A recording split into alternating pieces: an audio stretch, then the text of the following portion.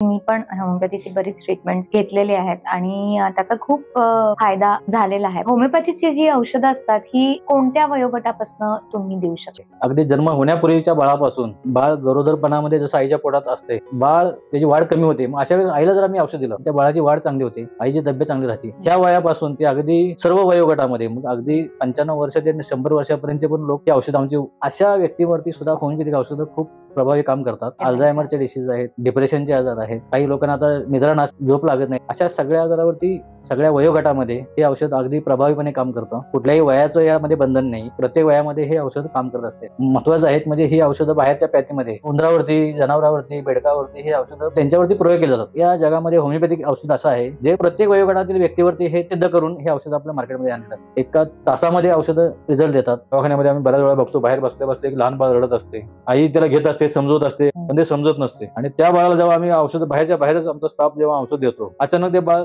खेळायला लागतं, रडायचं बंद होतं. क्विक ऍक्शन आम्ही बघायला मिळतं आम्हाला. त्यामुळे आम्ही खरोखरच या होमिओपॅथिक औषधांचे डॉक्टर सॅम्युअल हनीमनचे आम्ही खूप खूप आभार मानतो. अशी आम्हाला औषध प्रणालीचा शोध लावून दिलेला आहे. माझा एक वैयक्तिक प्रश्न असा आहे की ॲलर्जीजवर काम करतं का? ॲलर्जी हा आजार आहे, शरीराची रोगप्रतिकारशक्ती जेव्हा कमी होते तेव्हा सर्वात पहिला आपल्याला जो दिसतो तो आजार म्हणजे ॲलर्जी.